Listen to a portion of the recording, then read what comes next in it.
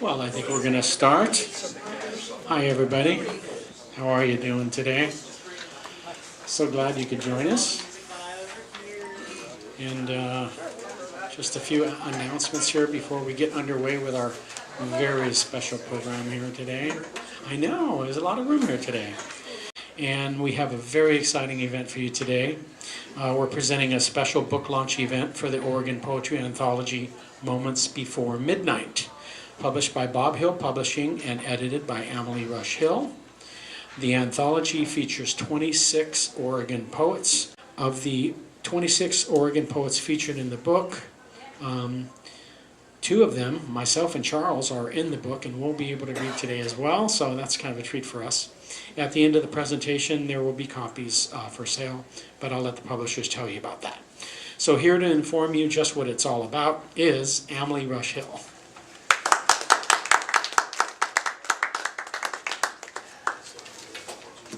Thank you, Stephen, and thank you, Charles and Barnes Noble for having the event. We're excited to do these events because it gives us the exposure for the book, and because we're donating the proceeds to the ACLU. Okay, so excuse me, a little over a year ago we sent out a submission call to Oregon poets to send us their work describing their reactions to the current political climate or other climate. We made no stipulation as to political leaning or other beliefs. We made, as I said, we're making donations, and if you want to buy the book, you can, we have some books in the car. You can buy them today, and you can buy them at Bob Hill Publishing. There's a website just for Bob Hill Publishing. Or you can buy them from my website, which is Ambalaja. Talk to me later. We'll discuss that. The title refers to the doomsday clock that ticks ever closer to the symbolic midnight that will bring about the sixth extinction, wherein many species of life will be forever lost. Scientists conceived of the clock as a way to graphically show how we are affecting our little planet, the only home we have in the immensity of the cosmos. The book, then, is the poet's response to the political climate in this country and elsewhere. The authors of these works come from a diverse group in age and experience.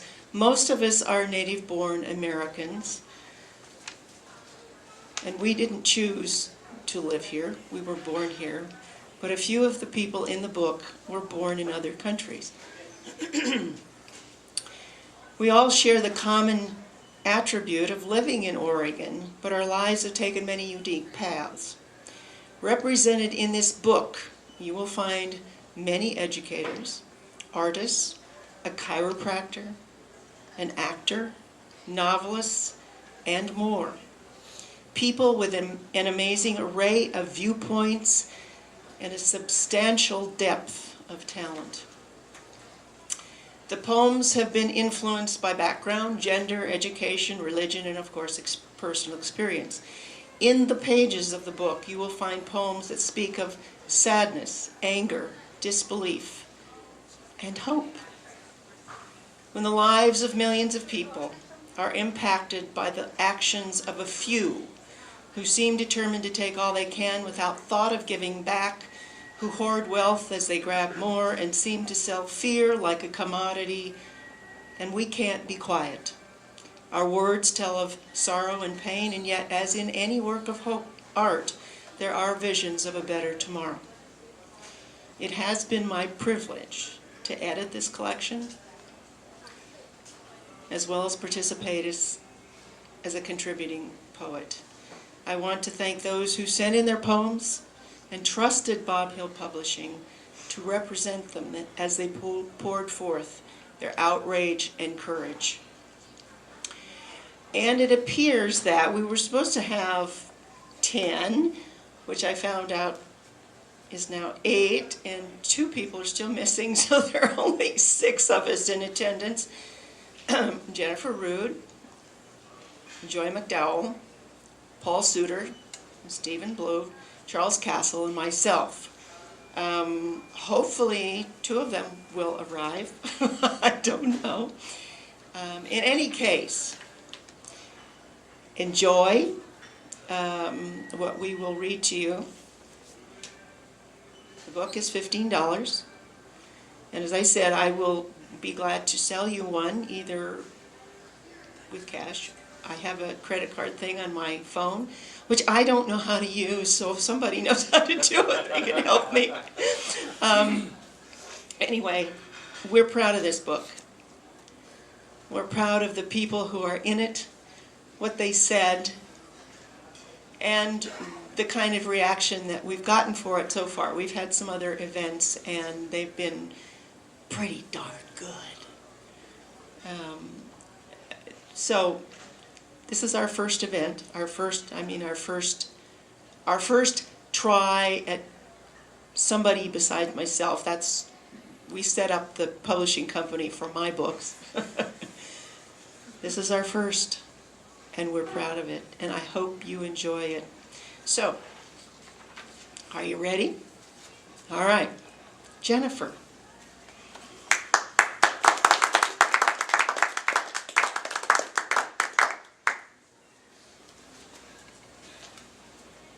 So, my name is Jennifer Rood, and my poem is titled Hope. It's about hope, and I don't know what the system is here. Do I introduce? Okay. Whatever you like.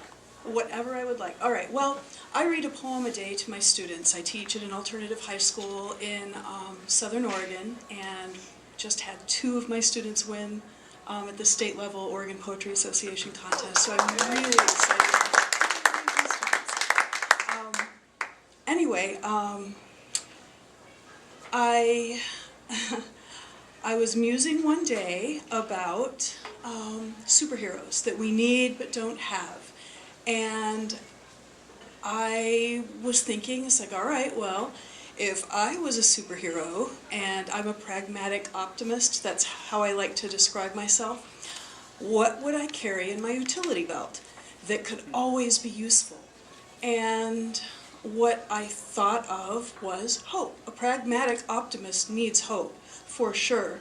And as I thought more and more about it, it took the form of a knife, but not a violent kind of thing, because a superhero doesn't ever, well, I don't know, maybe some do, but superheroes are supposed to act for the good, and so even though a knife can be a weapon, it's more of an instrument of change, and that's how this poem came to be. So, hope. Keep it at your hip like a knife. It is your best tool. Do not forget that you carry it with you. You have sheathed it in doubt, which conceals its power, but do not forget. Do not forget to take it out and admire how it gleams. It is yours. No, it is yours to use. Use it. Use it to pry open closed doors. Use it to slice through old paradigms. Use it to sever the pervasive patterns of what has been from the possibilities of what can be. Use it to cleave injustice from the body of the land and from the experience of its people. Use it to carve new monuments. Use it to cut through the bone cage of fear that surrounds your own heart, so you can free the doves that flutter there, already beating their wings. Take it with you into your future and into your children's future, where you will build your best life with this, your best tool. Thank you.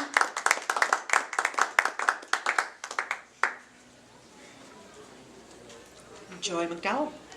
Go Joy! Yes.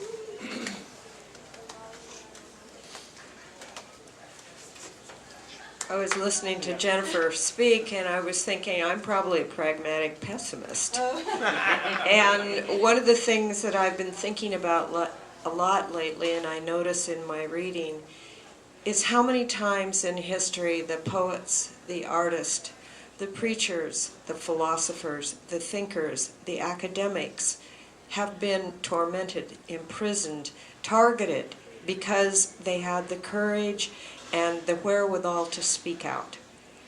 And I'm not so sure this nation is really distant from that piece of history, which is very alarming. And each of us needs to look inside of ourselves and ask if we have the courage to be one of those poets, writers, or speakers who goes against the easy tide and speaks up about the things that we find alarming in our own country. I'm so glad your prophets are going to the ACLU. Mike and I are members, and we certainly appreciate it. I have lived here in Eugene for about 18 years, and before that I lived almost 30 years on the Oregon coast. I still have a house down there. And that's where I learned about environmental ethics. I was one of the founding members of the Cape Arago Audubon Society. And those were the days where, when I was also their conservation chairperson, and I was the newsletter editor, and I required bodyguards to get me into public hearings in the state of Oregon to testify, for example, on the Oregon Dunes National Recreation Area. I had to park my car blocks away to avoid having my tires slashed. So we aren't real far from anger in the political discourse that takes place. And I think it's important for all of us to try to be as courteous as possible, but as strong in our words as necessary to get our message across. The poem that I submitted is more environmental in flavor, and one of the things I wrote in the little bio about myself is that I have spent my life watching birds, climbing mountains, and trusting the lessons I see in nature. The natural world has the ability to heal people, but not always heal itself. The fate of mankind and nature are sealed together. The back and forth of the flow of tidal water on the Oregon coast, it always helps me in finding new energy and fresh beginnings when I'm writing or doing other things. And turkey vultures are one of my favorite species of birds. They always come to clean up the aftermath of a glorious life and an inevitable struggle. And so every time I see a turkey vulture, I feel blessed that it's come by to give me a reminder that the natural order has it all figured out. We just need to get out of the way. This poem is called At the Zoo. With muddy thread, a kind God would stitch the plates of the planet back together, would anchor glaciers in their cold place, put a stitch in the hole of the ozone layer. Instead, greedy humans soil their orb and fail to patch what we ruin. The smartest and most clever of species maps out small repair plans and argues over money and labor, even elects a climate change denier. A kind God would teach her minions to share food and water, the nurturing paste of community and globe. Warriors of many nations would attack disease, the suffering of man and beast. Instead, the blue marble and her fractious zoo of Ripley's inhabitants circles the cosmic clock like a dog chasing its tail. Thank you. For a few of you who may be too young to remember the famous book Ripley's Believe It or Not, I grew up on that book, and we are rapidly approaching Ripley's Believe It or Not, where we're like the bird at the end of the limb, and we're sawing off the limb that our nest is on. Wow. Next up, Paul Suter.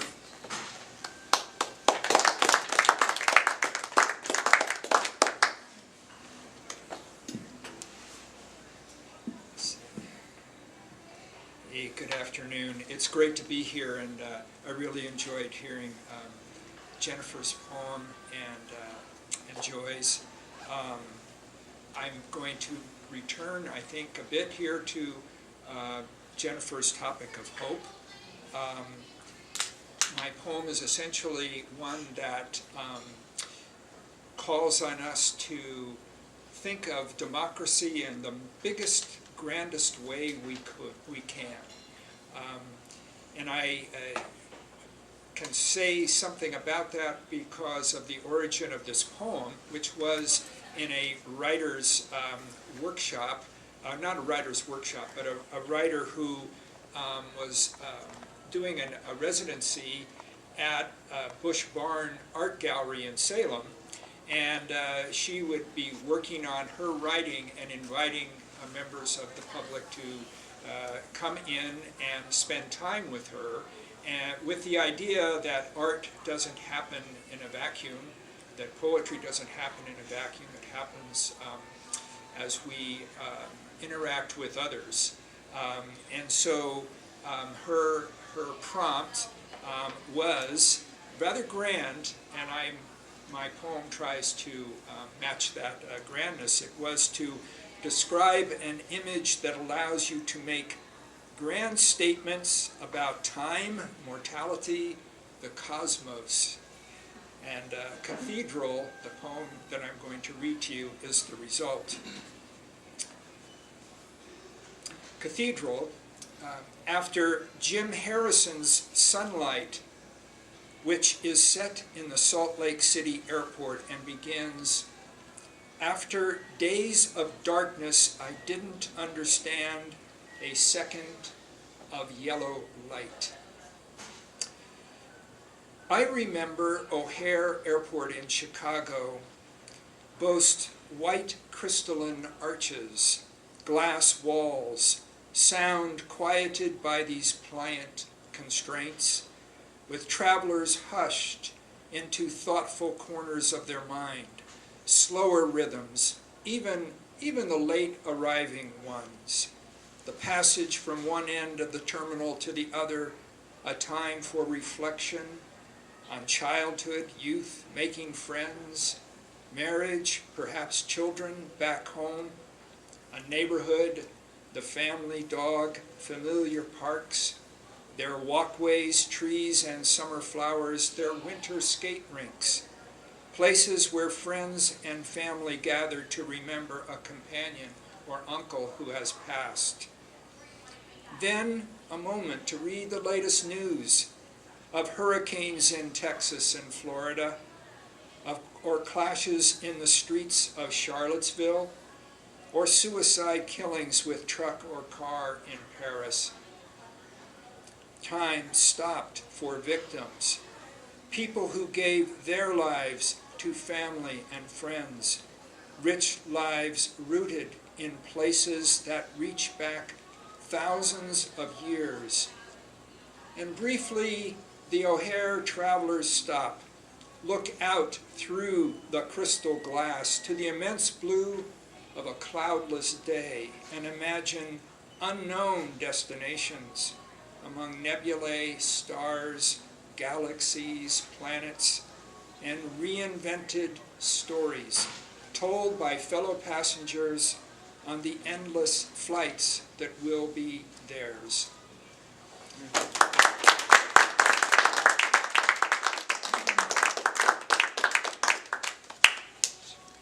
Thank you, Paul. Stephen.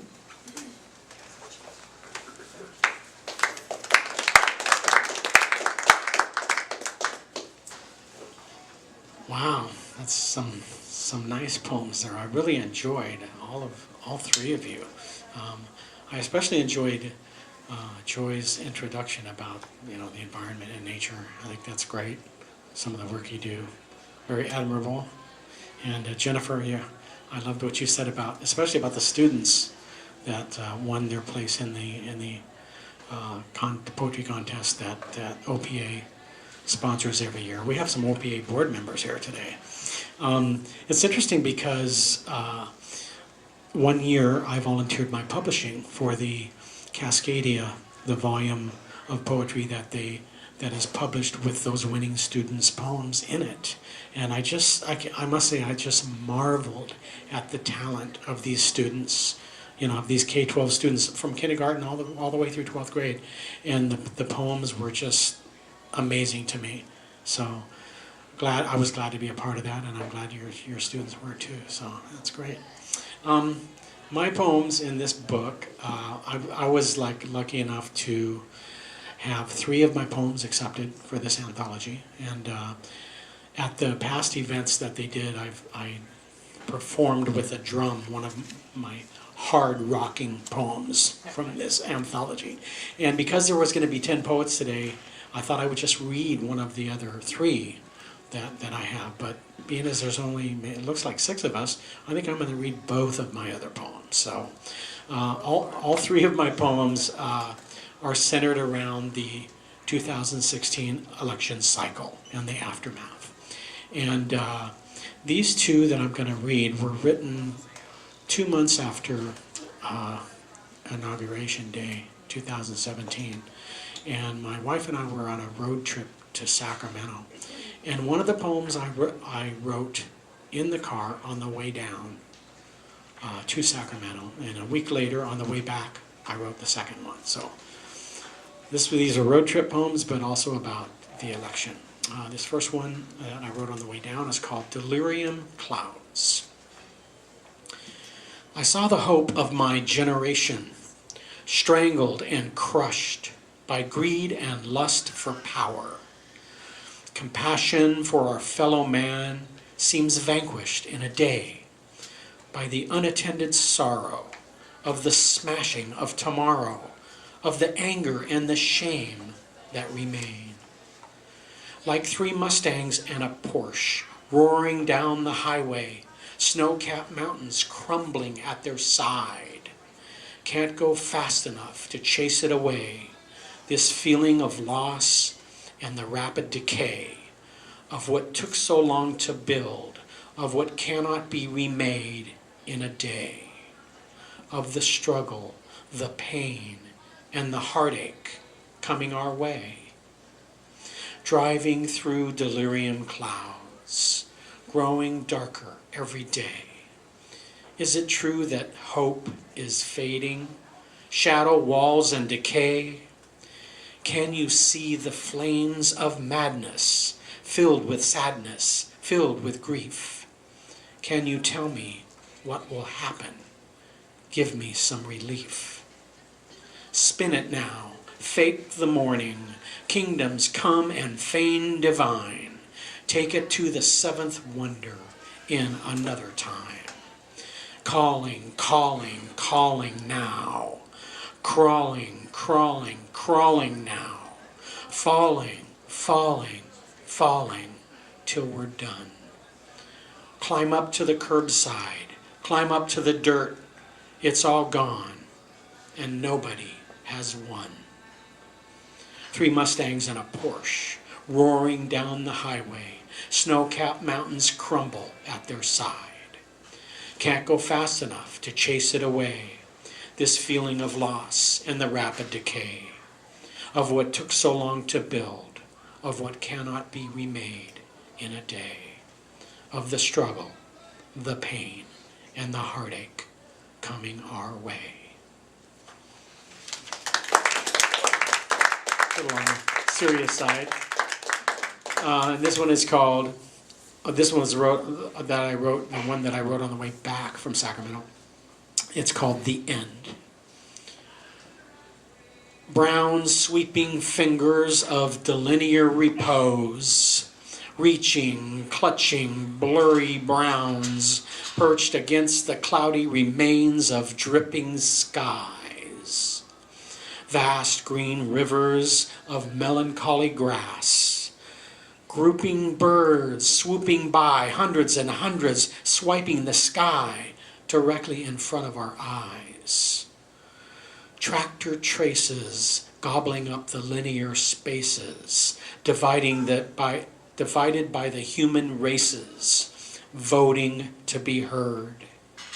Folded up machinery, waiting to be found, awaits to be sound again, and billowing clouds of dust, if you must know.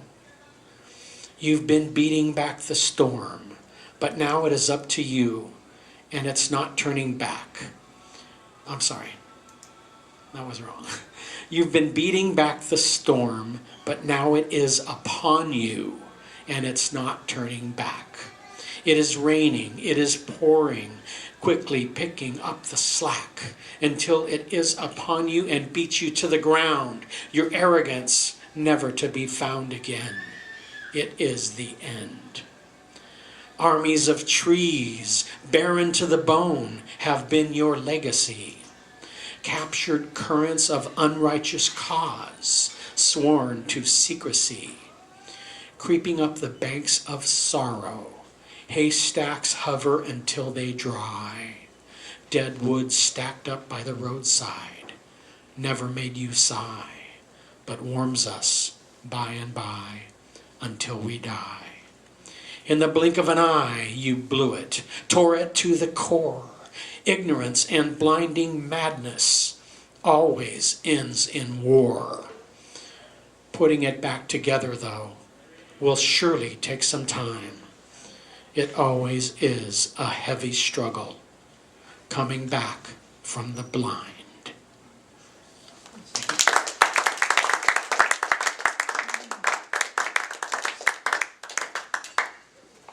Thank you.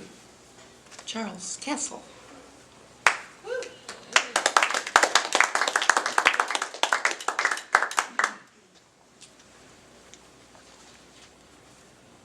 Hello and welcome. Joy mentioned a little something about history, and I think history is one thing, or an appreciation for history is one thing that's probably missing in the American culture. The election of 2016 exposed aspects of American culture that many of us probably thought or wished was dying. And I recently read Madeleine Albright's book called Fascism, A Warning, and I would highly recommend it. What we're seeing, what we saw in the election of 2016 was a playbook out of the past. So I have one poem and one very short poem.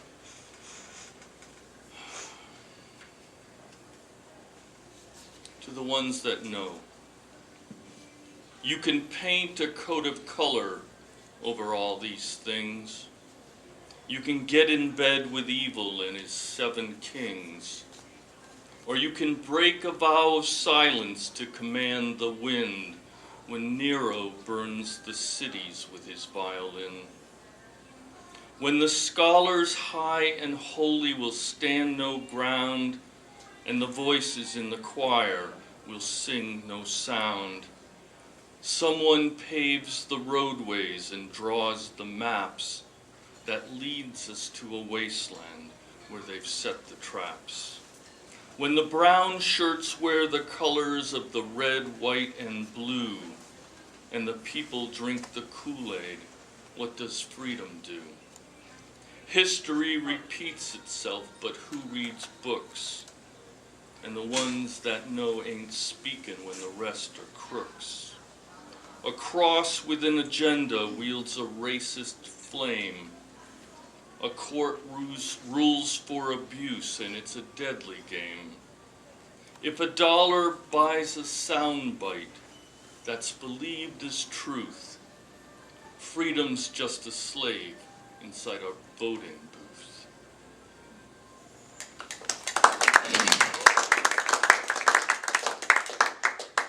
Of armies and generals.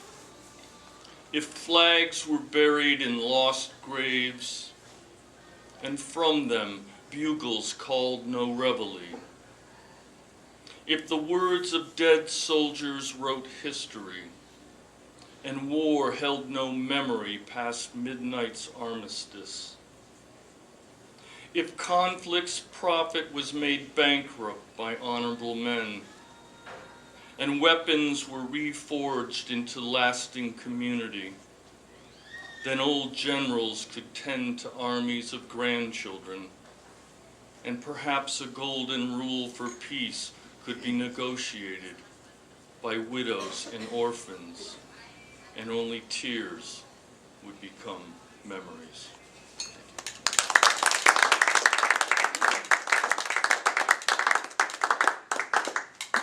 Thank you, Charles. Thank you, everybody. One thing I've noticed, and I've read your poems a lot, is that they mean more when I hear you read them. It's true. I'm hearing not only your words, but I'm hearing your voice, the voice that comes with the poem.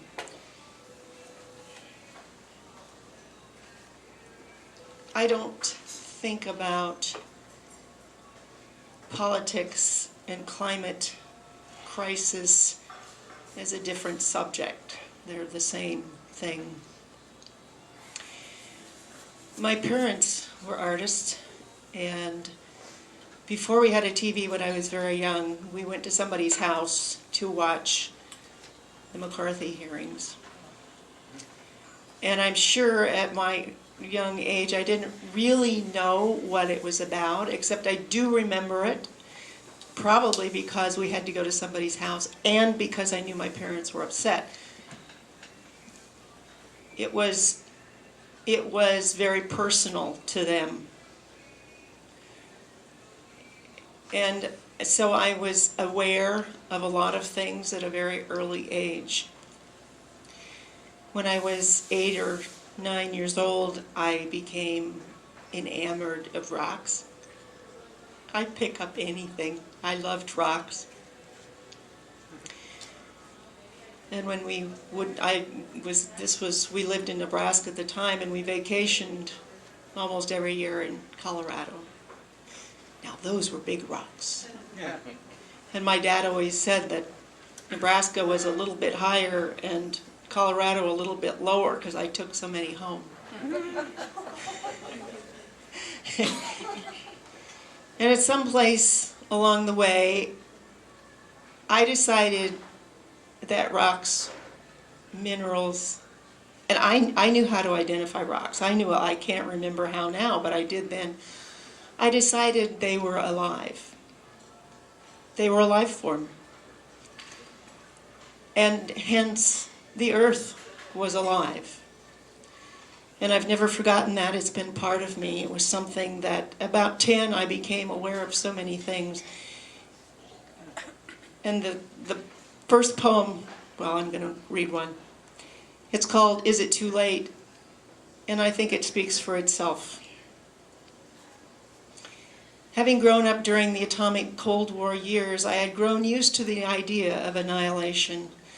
A nuclear war would most assuredly have destroyed life, but not all of it. And what was left might have closely resembled the monsters depicted in 1950-era movies, the giant ants, Godzilla, and other mutated life forms. But the Cold War eventually thawed, and we learned that even ideological differences need not be the end of the world. We grew up believing there had to be a better way, but instead we got better living through chemistry and other corporate slogans to brainwash the public into submission in a far more insidious process than communism had ever done. And now we face another kind of annihilation, except this one, fueled by disinformation, ignorance, and long ago planted mind bombs, has taken on a life of its own. Is it too late to stop this headlong race to the finish line? What was set into motion centuries ago by curious and inventive humans has grown into a kind of monster, the very epitome of Godzilla, rising from the depths of the sea to wreak havoc on the world. Of men and technology this time, there are no enemies to negotiate with, or with whom to roll back hostilities to reach détente. This time it is our own hubris, rapacity, and denial of the effects of our actions that accelerate the early demise of the planet's biosphere, the submersion of continents, and most importantly, the loss of polar ice caps and thawing permafrost that releases ever more carbon dioxide and methane. This changes everything, and eventually will kill almost all life, except for maybe cockroaches. But certainly the tiny tardigrade will live on, a most alien-looking little thing able to withstand cosmic radiation and extreme temperatures from sunlight to nearly absolute zero for short periods of time. And they can survive for 30 years without food or water. Is this what we have chosen? This microscopic animal, much like those monsters conceived by filmmakers, to leave behind on a world once teeming with diverse and beautiful life? Is this what we truly want to be our legacy, our progeny? Is it too late to change course? Thank you. Thank you all.